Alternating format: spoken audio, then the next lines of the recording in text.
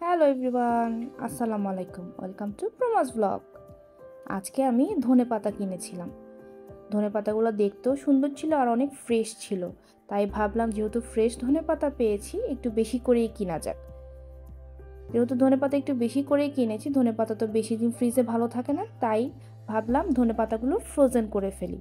কিভাবে ফ্রোজেন করি আমি ধনেপাতা সেটাই আপনাদের সাথে শেয়ার করলাম।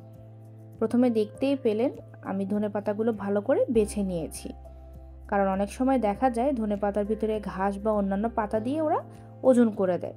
তাই ভালো করে এগুলো বেছে নিতে হবে।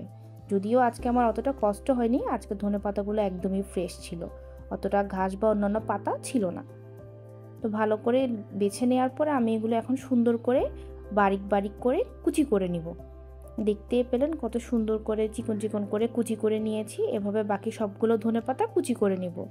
শীতকালে সবজিতে একটু মাছ, অন্যান্য তরি তরকারিতে ধনেপাতা না হলে ভালো লাগে না। শীতকালে সবজিতে ধনেপাতা দিলে সবজির টেস্টটাও পরিবর্তন হয়, খেতেও ভালো লাগে। ধনেপাতার টেস্টটা খুব সুস্বাদু মনে হয়। যেহেতু আমি ফ্রোজেন করব, তাই এই পর্যায়ে আমি ধুয়ে নিব না, আমি ভালো করে এগুলো কেটে তারপরে ধুয়ে নিব। দেখতেই পাচ্ছেন সবগুলো ধনেপাতা সুন্দর করে কুচি করে নিয়েছি, এখন ধুয়ে পানি ঝরিয়ে নেব। দেখেন কত ঝরঝরা হয়েছে, এভাবে পানি ঝরিয়ে নিতে হবে, একটুও পানি থাকা যাবে না। ভালো করে পানি ঝরে এলে এভাবে বক্স ভরে ফ্রিজে রেখে দিব। আর বাকি কিছু ধনেপাতা আমি ডাঁটাসহ পলিথিন করে রেখে দেবো, এগুলো আমি নর্মাল ফ্রিজে রাখবো।